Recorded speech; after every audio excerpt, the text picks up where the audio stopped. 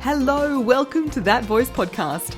I'm Sally Prosser, former TV reporter, former PR pro, and currently on a mission to help you find your voice and speak with confidence.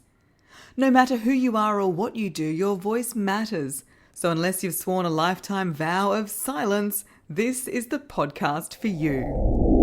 Welcome to episode 65 of That Voice podcast. If you're here for the first time, extra special welcome. We're talking about how to silence a room with your voice. This is all about how you command attention. How do you speak so people can't help but be drawn to you? They want to be quiet and lean in because your words and your voice is so compelling, it slices through the noise like my new fancy cheese knife. So if this sounds good to you, I would urge you to get your name on the invite list for my 6-week voice makeover. The whole course is designed to give you all the practical skills to make an impact every time you speak, in any room you speak, virtual or otherwise. So if you feel that your voice, isn't making people sit up and listen, you feel like your voice is uninspiring, or it just gets sore when you speak a lot, then come and join me in my 6-week voice makeover. Hit the link in the show notes and get on the invite list because it is coming very soon. And one of the reasons people have joined the course in the past, and a story I hear all too often from my private clients, the female ones anyway, is that they've had an experience where they've spoken up in a meeting, and this goes for in-person and online. They've spoken up in a meeting to share an opinion or voice an idea, and it's like they were on mute. No one seems to have even heard them. Then someone else in the room mentions exactly the same thing, and it's, oh, what a great idea. What an interesting way to look at it. And you're sitting there like, what am I, chopped liver? It's such a common story from women at all levels. I was actually at a breakfast where Australia's former Foreign Minister Julie Bishop was speaking, and she shared a similar experience. So that's the story that gave me the idea for this episode. How do we silence the room? Make them listen. And this applies to both men and women. How do we have vocal presence? How do we command attention when we speak? Not just hope people are polite and listen in, but we demand they listen in through the way we speak. And in this episode, I'm focusing on your tone. Your vocal tone sets the tone. And you need to have kick-ass resonance to resonate. You need resonance to resonate. I believe one of the main reasons voices don't have cut-through or influence is because the pitch is too high, the voice is too small, the tone is really nasal and annoying, or the overall vibe of the voice is weak. Alternatively, if we can produce a warm, strong, full, attractive, resonant voice of honey, people are going to pay attention to you. I'm going to get a little technical here. If it's too quick, remember, this is the stuff we go through in detail in my 6-week voice makeover. It's week 4, which is called buzz, because the buzz of those vocal cords is where it all starts. When you're speaking, the air is traveling up from the lungs, up the windpipe. It slides through the vocal cords, making those bad boys vibrate. And if you put your hand on your throat and start talking, then you'll feel them buzz away. But that's not the end of the story. When the vocal cords vibrate, this sets up a chain reaction of vibrations throughout your body in spaces called the resonators. I like to call them the caves of the body. And depending which cave those vibrations sit and how strong they are, this determines the quality of our voice. And it's one of the reasons we sound different, because we all have different shaped bodies, different shaped caves.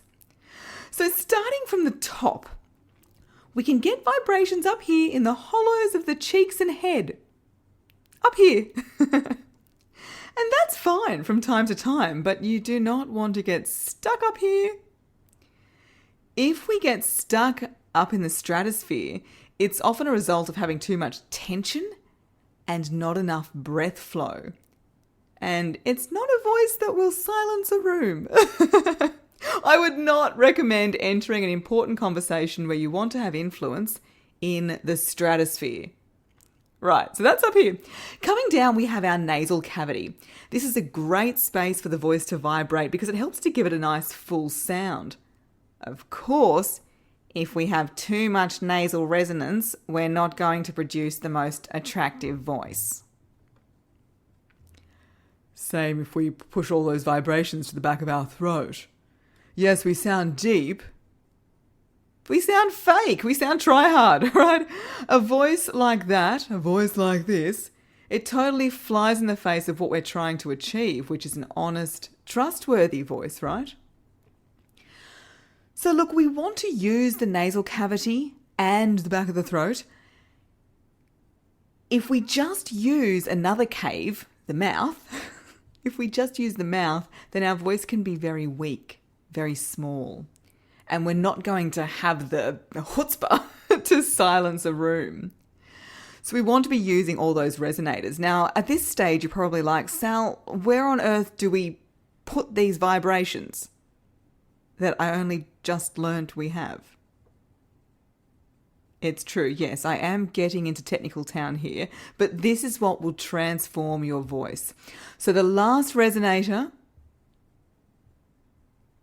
for me, and for you silencing the room, is the most important. It's the walls of the chest. It's literally speaking from the heart. So put your palm on your chest, take a deep breath down in your belly and say, ha, ha. And as you do that, you want to feel the vibrations on your palm, the palm of your hand. And you want to focus your vibrations forward. Vibrations in the chest, speaking from the heart, thinking forward.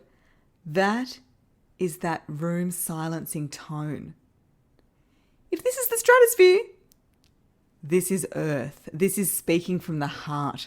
So as you enter the conversation, you're going to pair this with an intentional statement, so no filler words in sight.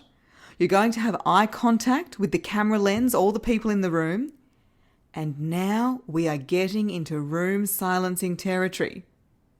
And of course, if the content demands it, smile. So when I introduce this podcast, I avoid that high register, that weak tone, and I instead smile and feel the vibrations emanating from my heart. And yes, I just hit the microphone with my gesticulating. I don't know if that's the word. It sounds kind of gross. Okay, so that's why instead of no matter who you are or what you do, your voice matters, you get no matter who you are or what you do, your voice matters. Hear the difference? So I'd invite you to play around. Can you direct your vibrations into different areas? The head, the nose, the back of the throat, and of course, down to the chest. Just like that scene with Matthew McConaughey in the Wolf of Wall Street movie. You may be surprised to learn you can even change the tone of your voice in this way. But as a voice coach, I'm saying yes, of course you can. And by accessing that beautiful heart space for your voice and being able to control your resonance, it means undoubtedly you will be able to make people's ears prick up and listen. You'll get your message across the first time. You'll have the influence. You'll silence that room. And if you really want to make it happen and really transform the tone of your voice, then join my 6-week voice makeover. Get on that invite list, link in the show notes, or just head to my website, sallyprosser.com.au. Thanks for listening to That Voice podcast. For episode details straight to your inbox, leave your email at www.thatvoicepodcast.com.